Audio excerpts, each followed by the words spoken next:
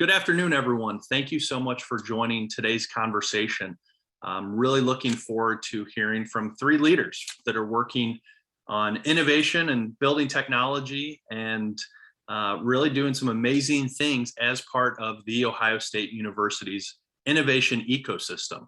My name is Chris Berry. As before we begin, I want to do a little introduction of this series and the conversations that we are having in it. We've had a few of these, but today, as I mentioned, we're going to be highlighting and focusing on The Ohio State University's innovation ecosystem and all that goes into it, from on campus to working with some of the most innovative and exciting companies in the world.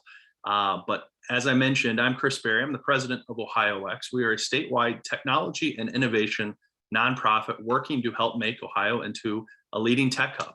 And as part of that, we have a ton of incredible members and partners at places like Ohio State that are doing amazing work. And so our group is comprised of Fortune 500s to startups, higher education, research centers, and more, all doing amazing things in the state of Ohio. And their work certainly goes beyond. This conversation is part of a series of university tech talks that we are doing with the Ohio Innovation Exchange. And we're grateful and thankful to them for their partnership. And at the Ohio Innovation Exchange, you can find university experts, equipment, and services. The website, as you can see there, ohioinnovationexchange.org. It's an incredible resource and partnership of a number of Ohio-based universities where industry, business leaders, tech professionals, startups can go to find, again, experts, equipment, services. It's an initiative of the Ohio Department of Higher Education, developed in collaboration with, as I mentioned, Ohio universities like Ohio State, and with industry support from the Ohio Manufacturing Institute. And so we're thankful and grateful to them and their partnership and the work that they're doing to help build this innovation hub and this ecosystem that we're also excited about. So I'll stop sharing now. We'll do some introductions of our guests. But want to thank everyone so much for being here today. Our three leaders who are joining us. We're going to start with Scott Osborne. Scott is with the Ohio State University. He's the Vice President of Innovation and Economic Development at Ohio State, and someone who I've, as an aside, Scott, have enjoyed getting to know and work with a little over my time running OIEx. But thank you so much for being here. We're incredibly grateful. If you could just share a little bit about yourself and the role you have at Ohio State. Sure, Chris. Thanks for the invitation. I've enjoyed getting to know you too, and it's really wonderful to be here with our good friend Lori Herman from Ford and Giorgio Rizzoni, and they'll say a little bit about themselves in a moment. I lead the Office of Innovation and Economic Development for Ohio State, where we really have three main functions. We do entrepreneurship. We facilitate entrepreneurship through our Keenan Center for Entrepreneurship. We do technology commercialization through our Technology Commercialization Office, and we have a corporate partnerships group that facilitates work with industry around the community, the state, the nation, and the world. Thanks so much, Scott. We appreciate it. And you teed up perfectly our next guest, Giorgio Rizzoni, who's the director of the Ohio State University Center for Automotive Research, right here in Columbus. And Giorgio, thank you so much for joining us. And if you could share a little bit about yourself and the work you're doing on campus.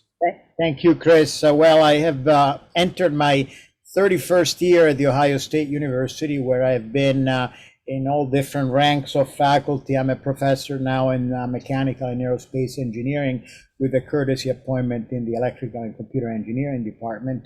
And in the context of today's conversation, I will say that there probably hasn't been a single day in my career at Ohio State where I haven't had some interaction with an industry partner. And it's especially wonderful today to have Lori with us, because Ford certainly has been one of our biggest, if not the biggest friend we have. And I will also make a comment about the Center for Automotive Research. We represent a group of, it's difficult to count the number of faculty, but we support over 100 graduate students. We have some 45 full-time staff, and really the bulk of what we do is conducted in some form of partnership with industry. And so it'll be a pleasure to participate in this conversation today. Well, thank you so much for joining us, and I'm looking forward to digging into more some of the work that you're doing.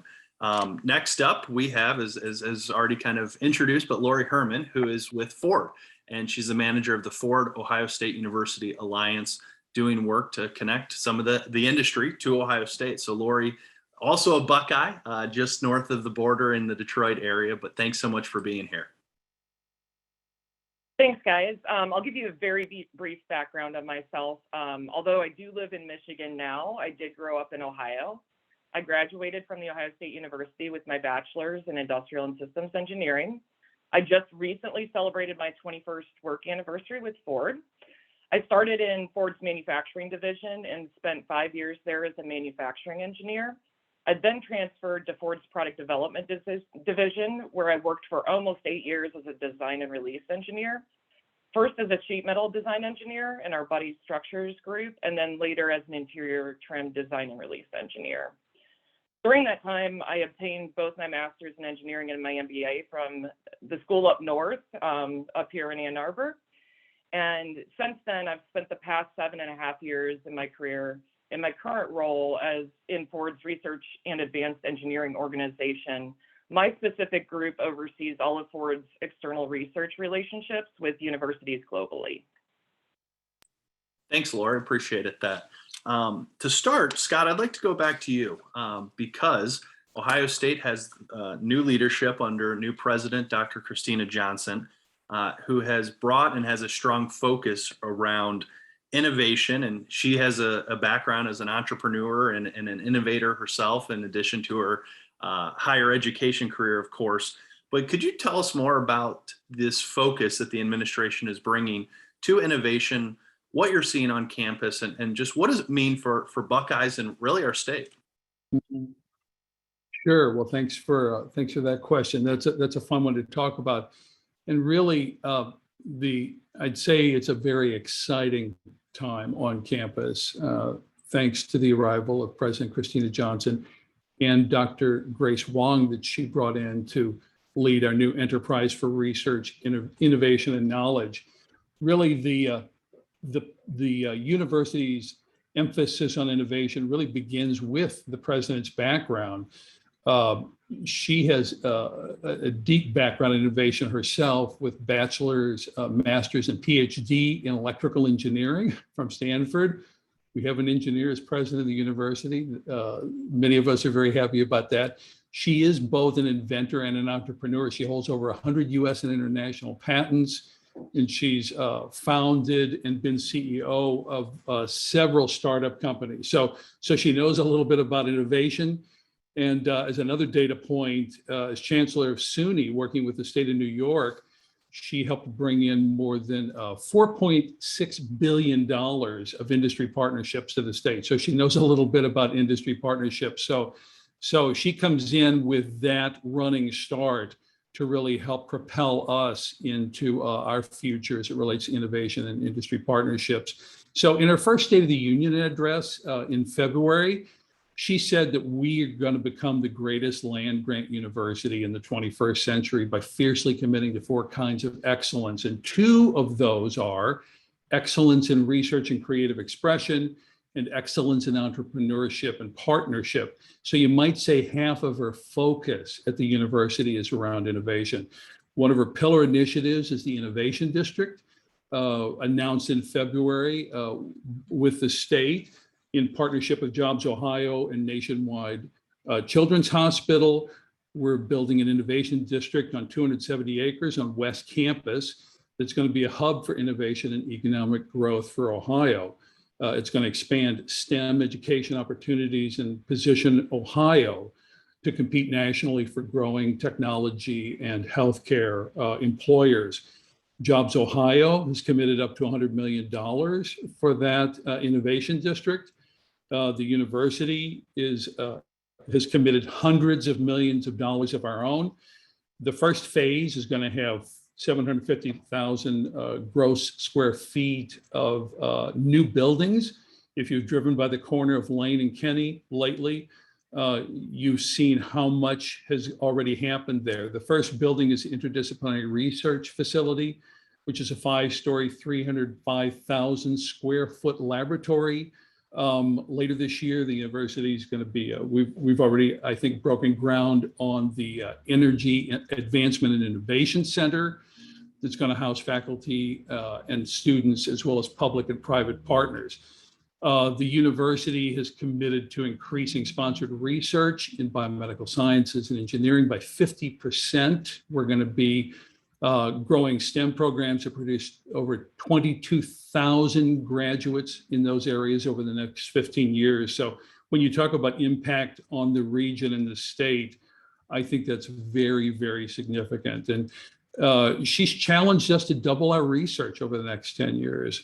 Some would say, how do you do that? But I think we all love that challenge, because what that signals is Ohio State is doing things differently and must continue to do things differently in the area of innovation.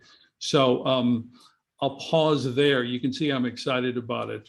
I should mention that she's also made a commitment to invest over $750 million in new cutting edge research over the next 10 years to help really drive that.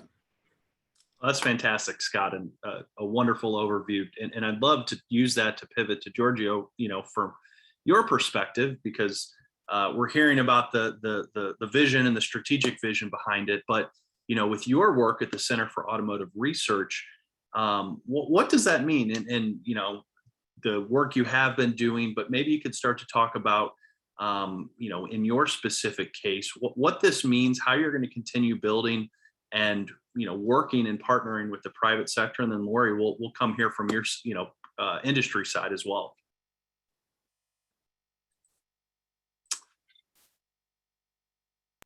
I was muted. Thank you, Chris. And Scott, well done. That was such a great overview of our current landscape.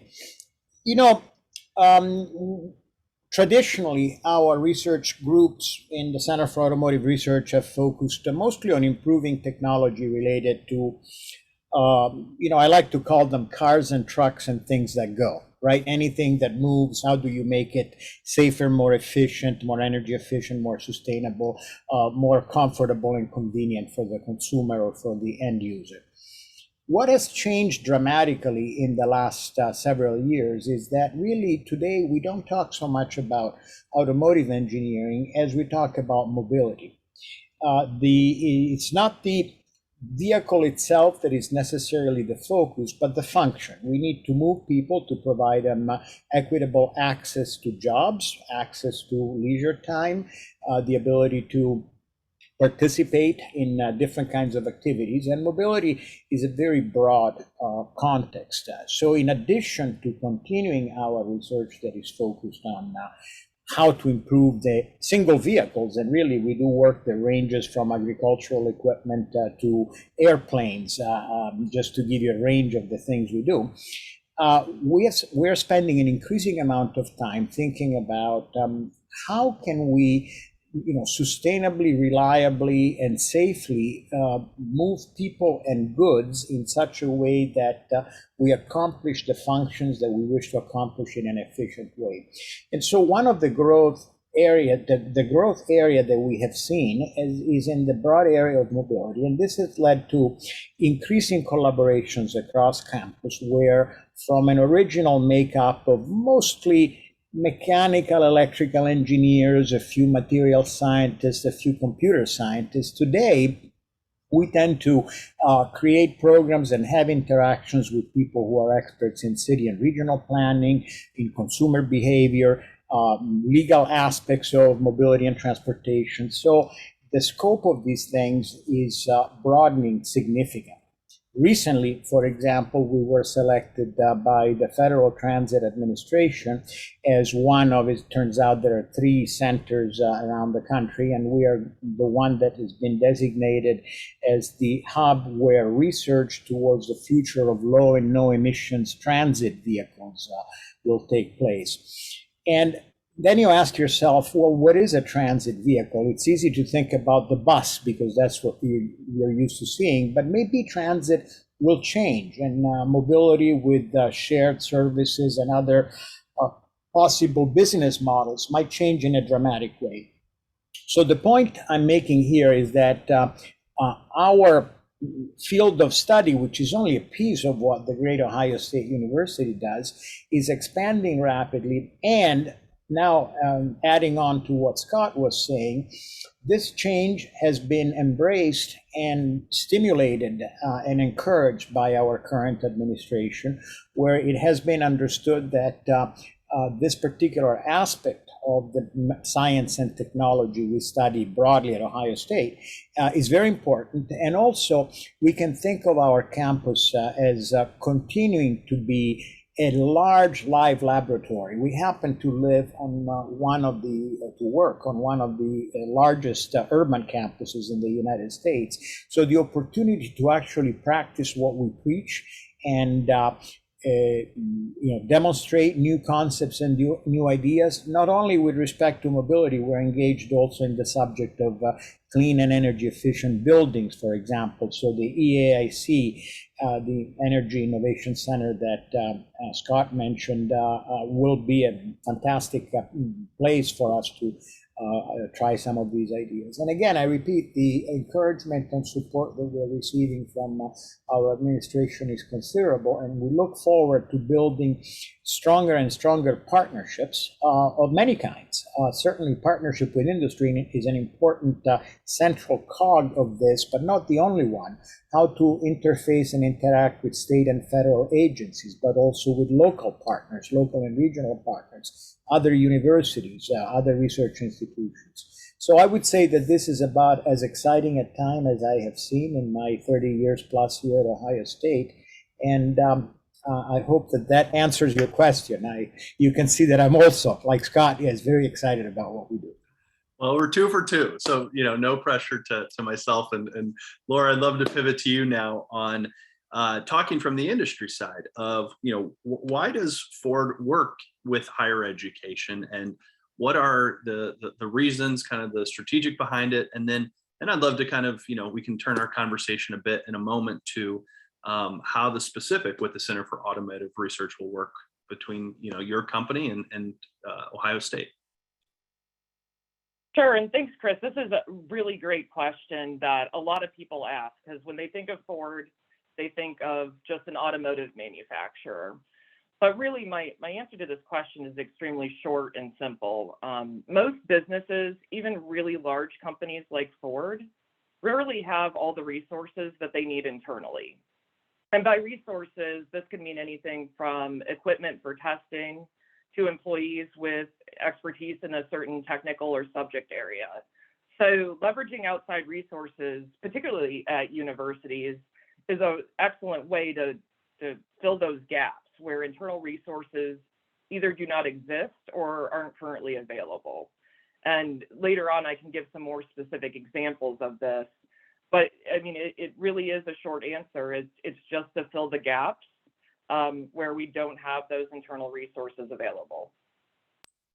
Thank you, Lori. And Giorgio and Laura, I'd like to open this up to both of you to discuss a little bit about, day to day, week to week, month to month. What does that relationship between Ford and Ohio State look like? What are you working on? And just some examples that hopefully perhaps other industry can, maybe they're not in automotive, but, that light bulb can switch off of. We have all these tremendous resources on Ohio State's campus and across the state and beyond, and better connect that industry to university pipeline. So Giorgio, do you want to take that one, or do you want me to take? I'll start, and you can. I'll happy to start, and you can chip in as needed. So the beauty of the collaboration with Ford is that there is a deliberate and carefully thought out process in selecting topics that constitute a good match between specific needs that Ford might have in a certain area. I'll give an example. We happen to have one of the best electron microscopy facilities in the world on our campus, the Center for Electron Microscopy and Analysis. And there have been a number of instances recently where the availability of instrumentation and specialists that are really beyond the scope of what Ford has in-house in their extensive research and advanced engineering facilities has been very useful to help answer questions, making use of high-end equipment that maybe is not available on a Ford campus. So that's just one example. It is also sometimes very useful for a company that is certainly focused on developing products that will meet needs and satisfy customers. They could be commercial customers, individual, private consumers like us. They obviously need to look ahead and think about what could be groundbreaking and truly innovative solutions that are clearly not within the next 5-year product plan. And Ford has a very extensive research and advanced engineering organization, but it is their mission to support Ford's primary mission, which is to make safe, reliable, and appealing products. So sometimes to think about ideas that might be, in a 10-year, 15-year time frame. What if we could have some computing devices that take advantage of completely different technologies? In recent times, we've had conversations about photonics, for example. What might be the computing hardware of the future that is different from the microcomputers that we use today? Well, perhaps this is really doesn't fit the mainstream of what Ford Research and Advanced Engineering needs to do to ensure the success of the company. And so it's a perfect subject for a collaboration with one of their partner universities to explore some technologies that are really in a time frame that is sufficiently far out that it's beyond, if you will, product development, proprietary concerns. Let us discover new things that someday might make your mobility solution different than what it looks like today. I could not have answered that better, to be honest. I only have a couple of things to add. One of the parts of the question was, what does this look like on a day-to-day basis, and how do we interact? One of my primary jobs is definitely to understand on the Ford side what our internal needs are that we can't currently meet, and to get those from our technical folks, whether it be in research and advanced engineering or other areas of Ford, and identify ones that maybe a university could help us with. So once I understand our different needs, then I can go back to the universities and say, hey, does this look like something that you could potentially help us with? If yes, who's the correct person on your campus? Professor Rizzoni obviously does a lot of research with us, but we also have other faculty partners that do research with us too. So between Scott's office and Giorgio's knowledge of other faculty at OSU, a lot of times it comes down to finding the right person to partner with across campus. Great, thanks. And I'd love to, another kind of component I'd be curious on is the opportunity, and we'll go with you, Giorgio, first, is with students and helping get them experience and building connections and internship opportunities and job opportunities. Lori, you're a Buckeye working for Ford now, but what does that mean where, bringing to campus, Giorgio, some of the most technologically advanced, most innovative companies out there in your space, and giving that opportunity to students to work on projects that matter and that are, building these relationships with large industry players? Yeah, that's a fantastic question. And I will say up front that we are the Ohio State University, a land-grant university that has celebrated its 150th anniversary. And we were created with the intent of educating citizens in what at the time were called the practical arts. And so our mission is to educate students. In engineering and student education involves benefits greatly from practical activities, project-related activities, and interactions with the companies that will eventually recruit many of these engineers. So for us, the incredible value that is added by the relationship we have with Ford and many others is the fact that they give us an opportunity to bring to campus real life projects with real world constraints that require our students to understand how the engineering and science that they learn in the classroom can actually be applied to solve real problems. It also focuses our attention on important topics from a student perspective.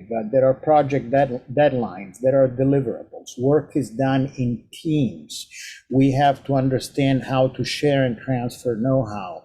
So I would say that while the name of our center is Center for Automotive Research, what we really do is education. And a relationship like the one we have with Ford allows us to greatly enhance the quality of the education we give our young engineers. And that alone, aside from all the other considerations of exciting research and discovering new technologies, is really amply worth the effort that we have jointly put into creating this relationship. So to us, this is a hugely important component. And I think that Lori can probably say a couple of words about how effectively Ford leverages the relationship to recruit talent.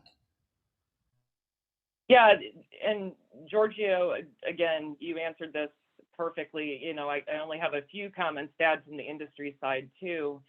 It isn't really our main reason that we do research at universities, but one of the inherent things that I see happening is the students who do get to work on these projects, it's an amazing experience for them. It gives them the real world experience, like Giorgio said.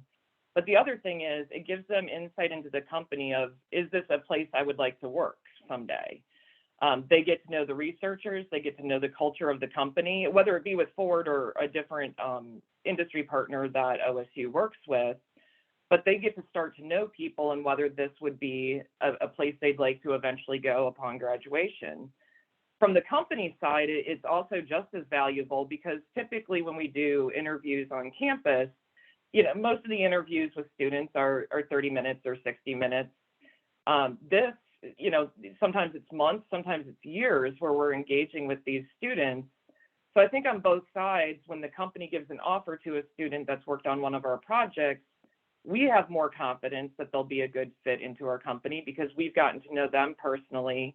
And I think back, you know, looking when I was getting my full-time job offers, it gives the students confidence of knowing what they want or don't want from a company because they have that experience of seeing and peeking inside the company before they even graduate. So to me, that is a huge win-win benefit. It's not necessarily the reason we do the research, but I think it's an additional great bonus that occurs because of it.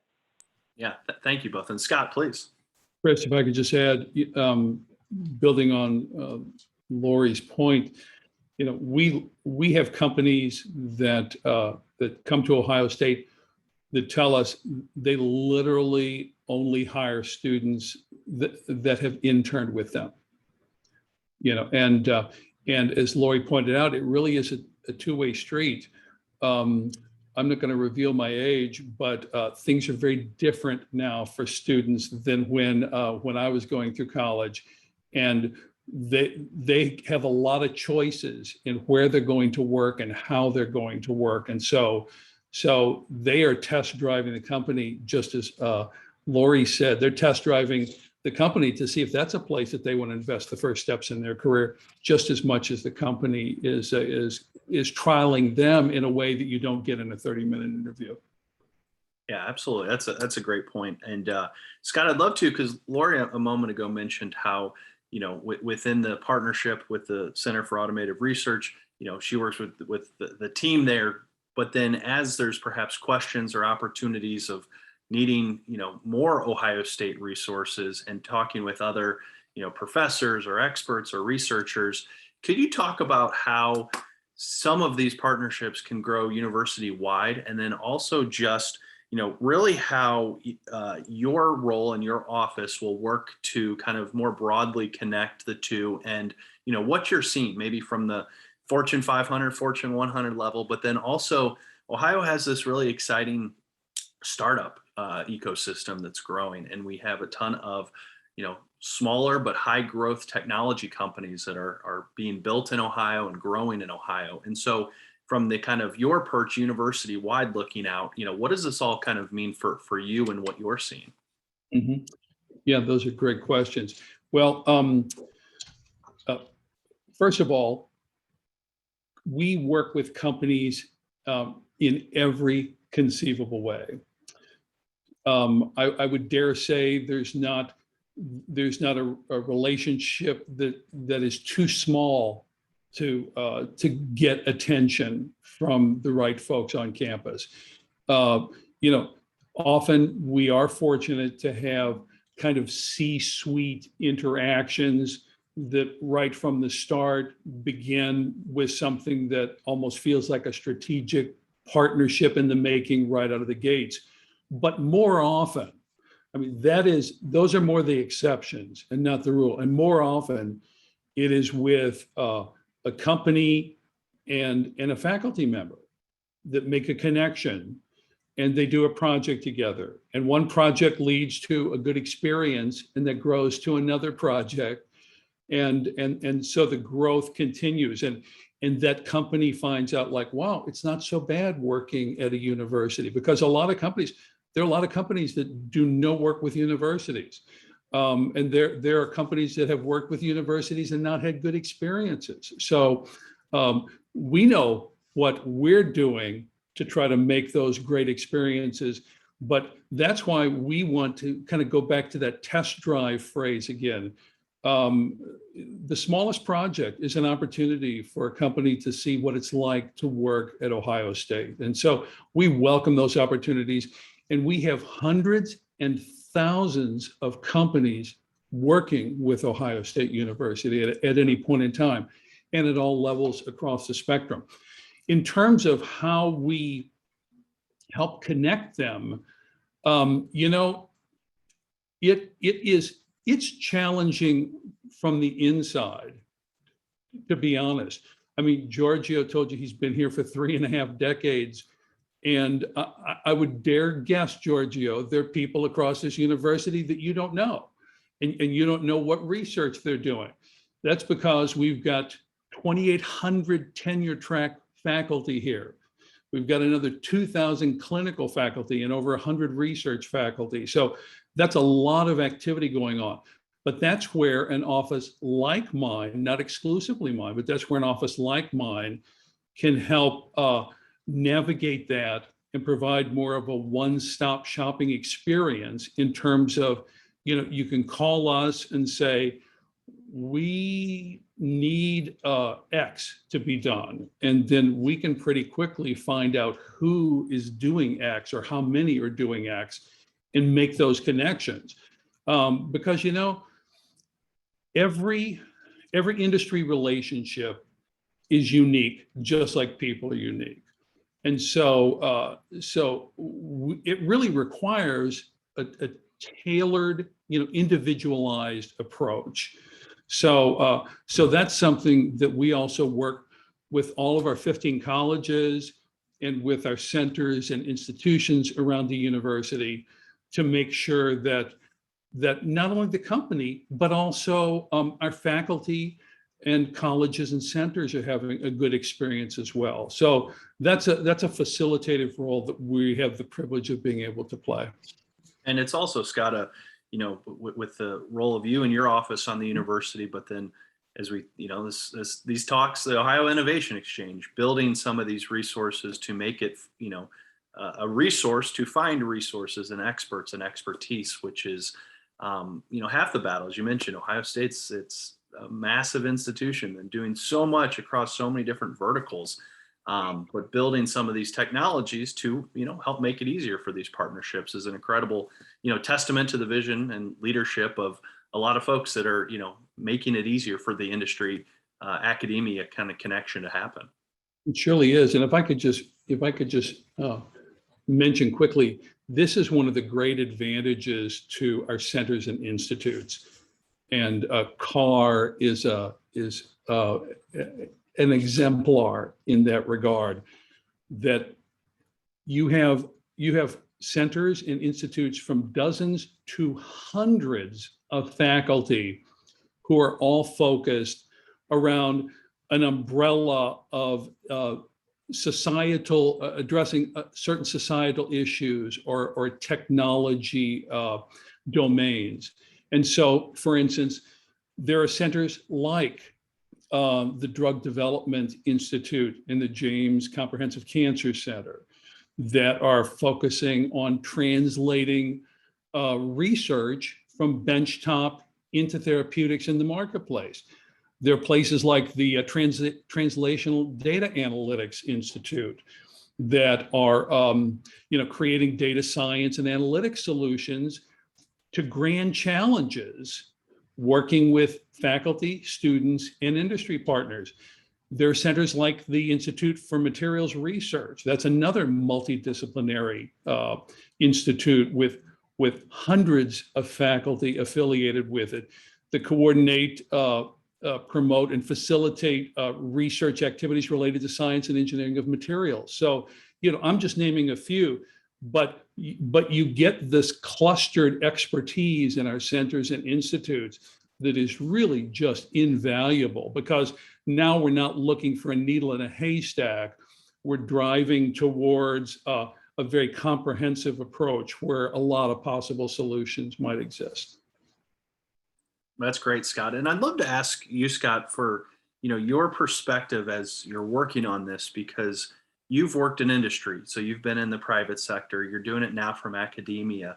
And it's an interesting perch because there's probably a lot of tech people that have never worked in academia, and there's a lot of academia that have been in that world. And so as you think of this, just from your experience and pulling, and also just that day-to-day of working with the two ends of this, what kind of strikes you, and what do you wish kind of stood out more of as we're trying to sell this story, or tell the story, I should say, of the potential that these types of partnerships can build, drawing on the experience from both sides that you do have? Mm-hmm. Well, I think that's a great question. And as a person who worked most of my career in industry, it's really been a great opportunity to come into the university and be able to bring that perspective to the discussion. And by the way, there are innumerable faculty and staff across the university who started their careers in industry, spent time in industry.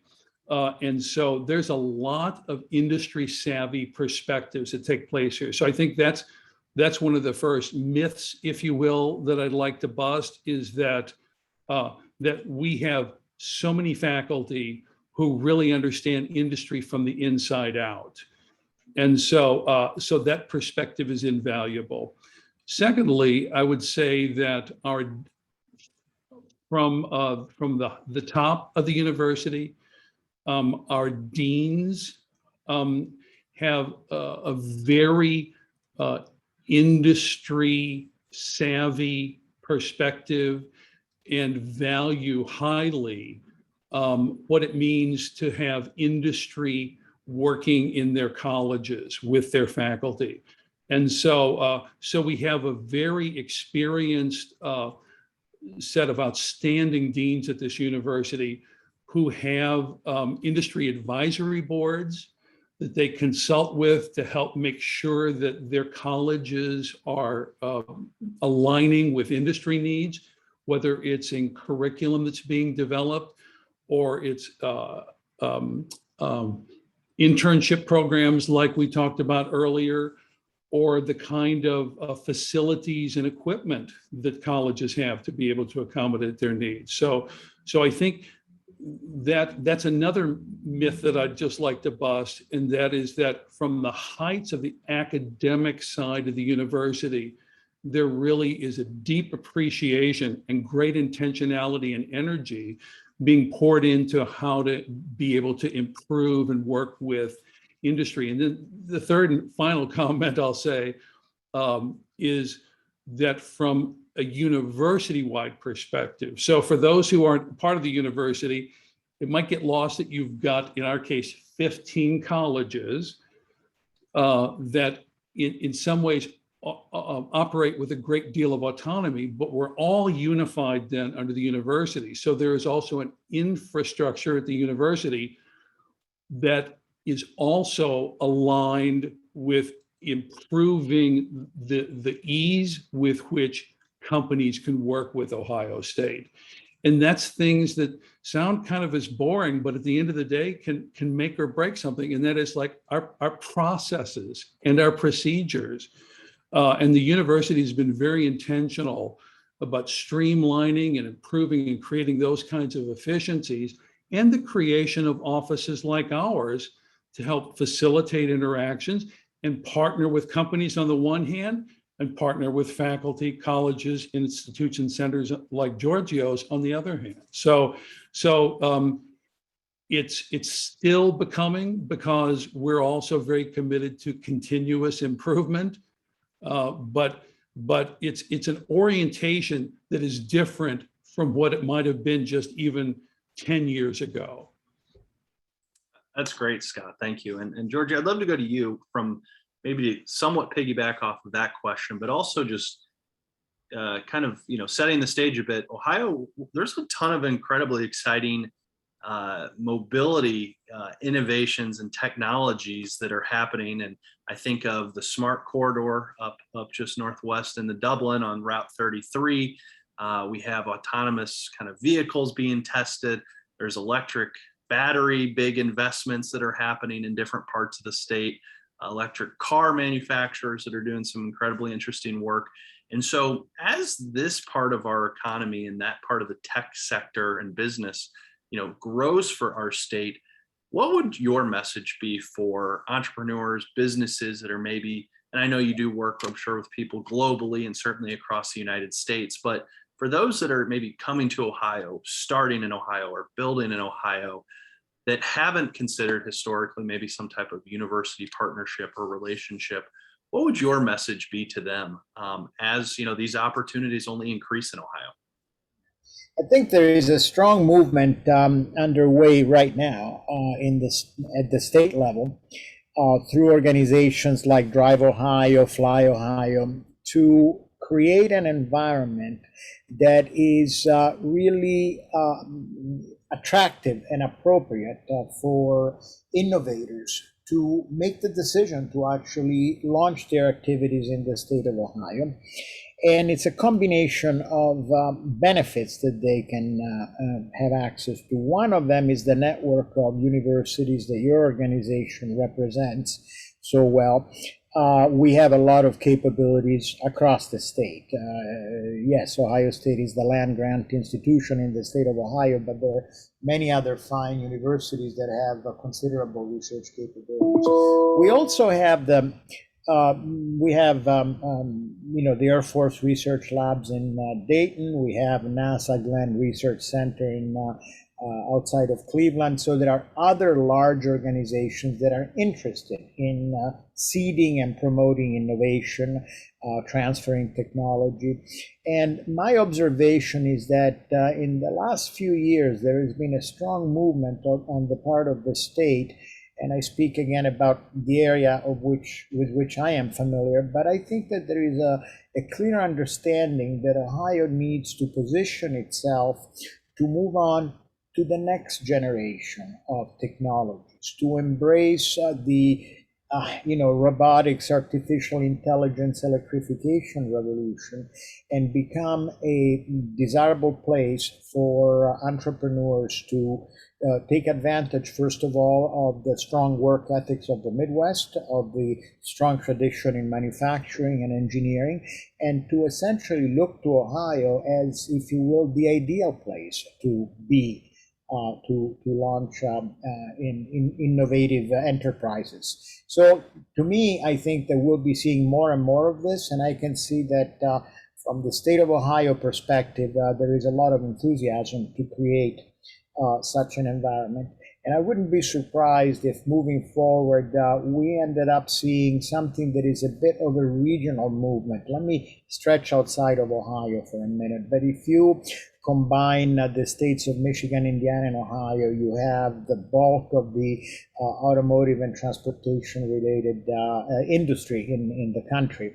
And the idea that all the experience and expertise that has been developed over the span of more than a century in this field in the Midwest is, the notion that it may be able to transform itself and become, the basis for a new century of technological evolution, I think is quite sensible, and that's exactly what we should be doing. And in fact, it's what you try to achieve, right, with your organization. Thank you for that. And Lori, I'd love to, I know we've been talking for a moment about, Ohio specifically, but going back to especially some of Scott's comments around, those partnerships between universities and higher education, and what would your recommendation from the industry side for those tech companies, those businesses, startups, or all the way up to big co's, from your work and what you've seen and the benefits that Ford has gotten of why they should consider, similar partnerships and similar relationships, and reaching out to places like Ohio State? That is a great question, and it really depends on what the company's needs are.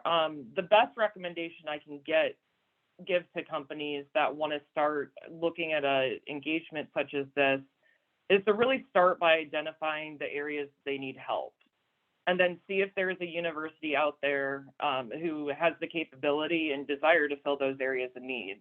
I mean, it's great to look at universities that are local, but as I mentioned earlier, Ford works with universities globally because occasionally, Ohio State does have a lot of stuff, but occasionally there's another university who specializes in a particular area that we need. So I would definitely encourage people to start locally. It's always nice when you can go and visit the faculty and the students that you're working with, but don't limit yourself on that. I mean, the key is to really start by identifying those areas where you need help.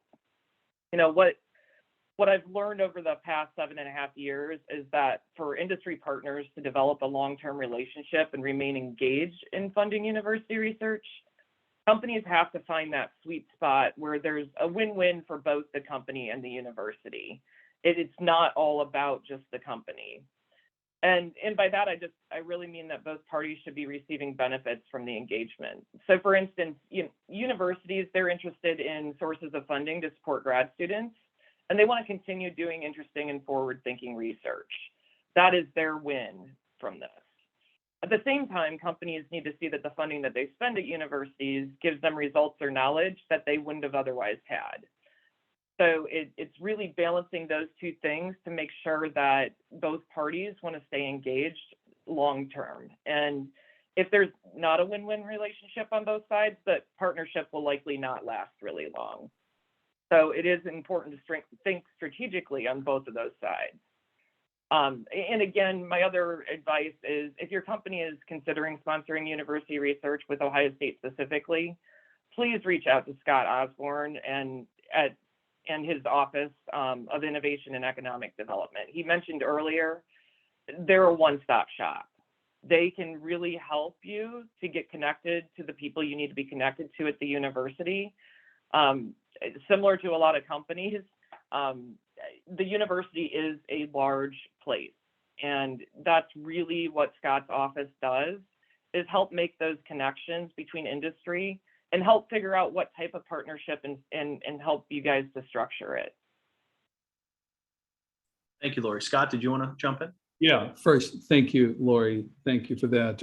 And I wanted to thank you also, Lori, for your comments about the win-win nature of it, because that's spot on. And you know this because you've lived this for years with us. One of the things that was a surprise to me when I got to the university, that I find surprises people outside the university all the time. And that is, while Lori's absolutely correct, we always want funding for our grad students so that we can continue to do great research. But interestingly, the motivator that I hear the preponderance of faculty articulate in terms of why they do research is that they want to have an impact on society. It's not to create the next invention that's going to make them a gazillionaire. Although I always say to them, there's nothing wrong with wanting to make money, but they are driven by and large by the desire to see their research have an impact in the world around them. And that's not just talk. That is the real deal. That's what the people at this university are focused on. And so creating that win with that balance there is so important. So thanks, Lori, for making that point. Yeah, thank you both. And we'll do kind of two quick answers. Don't necessarily have to be quick, but kind of two quick and somewhat fun questions to end. We'll do them round robin style. And so we'll start with you, Giorgio, because you're kind of the expert on this, and we'll go Lori and Scott. But the first is about, as we think in, the future of transportation, the future of mobility, what is something that you're just incredibly excited to see how it will impact Columbus, Ohio, just all of us out there? I don't work in this space day to day, but I drive in a car and I fly in a plane and I take transportation all the time. And so what's something that you're just really itching to see in the next 5, 10, 15, 20 years? It could be a prediction. It could be just something you're going to watch. I'll give you a very practical example. One of the weaknesses in transportation systems in this country, which is, I think, well understood by people who have traveled in other parts of the world, is public transportation. And our Central Ohio Transit Authority has been under new leadership for a few years and has embraced the notion of reimagining what public transit would look like in a city like Columbus, in a way that could, on one hand, improve access and facilitate mobility for individuals, and at the same time do it in such a way that perhaps there would be additional efficiencies gained for traffic and congestion as a whole. So one of the things that I look forward to seeing over the next several years is how some of these experiments that COTA is launching, and some of them we play a small part in assisting them in imagining some of these solutions that use connectivity, the advanced use of information, cloud-based information, edge computing, and the like, to really optimize the commute and travel experience on public transit and to move public transit to the role that it really should have, which is that of serving a broad population by providing mobility solutions that are appropriate for many different groups in our society. So that's one. I gave you an example, okay? That's fantastic. Lori, how about yourself? And I know Ford's been up to some kind of big news recently. Yeah, I mean, we've got a lot going on at Ford, but I mean, to jump onto what Giorgio just said, I mean, Ford's corporate mission is to make people's lives better by making mobility accessible and affordable. So, I mean, all the changes that can come by enhancing different ways of public transportation combined with private, and moving people in better and smarter ways, and making sure everybody has accessibility to those different modes of transportation. I think we're going to see a lot of changes coming in the future, especially with, as autonomous vehicles become more prevalent in the market. And obviously a lot is going to electrification too. So I think automotive is, that's what's kept me here for 21 years, is it is not a boring space to work. There's always changes. And I'm really excited to see where the industry as a whole goes. That's great, Lori. Thank you. And Scott, and I know, you're not working in this every single day, but just as a consumer too, what are you excited about when it comes to this type of stuff? What I'm excited about is seeing all of these horizontal capabilities, if you will, being leveraged to serve vertical markets, let's say. So a good example of that is everything is every company, every industry has a need for artificial intelligence going forward in one way or another. And so if you combine AI and ML with things like blockchain, authentication, tokenization, security and fraud, you suddenly are serving the fintech sector. So that's just an example. I think Ohio State, and thanks largely to our industry partners who are telling us what their needs are. They're telling us where they're headed in the future and how we can help them get there. We have just such vast capabilities here that at their direction, we're then able to leverage them, focus them, amplify them to create very specific market needs. So, and address those societal problems. So that's what excites me. Well, thanks, Scott. And we'll do one final one real quick. And this is a bit of an OhioX tradition is as we wrap conversations like this, we'll ask, what's your favorite place in Ohio? And so maybe for this one, it can be on campus to kind of give it a localized flair. And we'll start with Giorgio, go back to Lori, and then Scott, you can wrap up. And so favorite place, but how about let's do on campus? Favorite place on campus, when my kids were all now grown up and out of the house, were little, we used to go run remote control electric boats at Mirror Lake. And I have such fond memories of that. They had so much fun running around the little lake and having these little electric boats coming around. And I've always been into electric mobility anyways. This was probably 20 years ago. There you have it. Perfect answer. Thank you. Lori, how about you?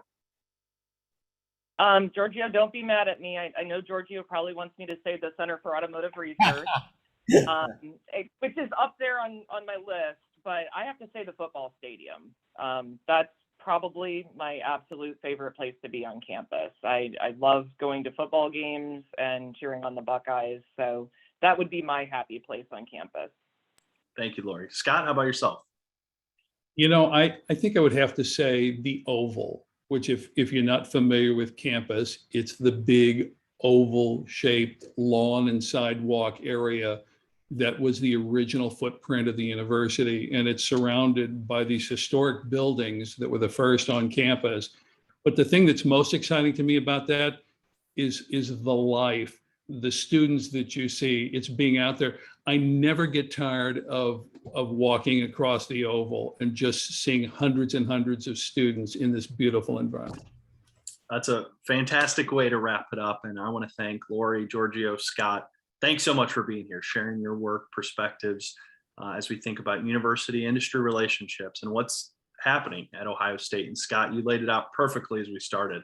There's so much to it. And this has been a fascinating conversation. I want to thank again the Ohio Innovation Exchange for their partnership and helping make these conversations happen. And we can explore what's happening at Ohio State and thank also everyone who's attended. We'll also have people on demand. And so would very much encourage, and we'll put as we post these to our YouTube channel, some of the links for the Center for Automotive Research, Ohio State, and what's happening there. And we encourage you to reach out because it's an incredible resource. And we're, as a state, incredibly lucky to have Ohio State be that flagship and really kind of leading the charge in this new innovation economy. So thank you, everyone. Thanks so much for your time. We appreciate it.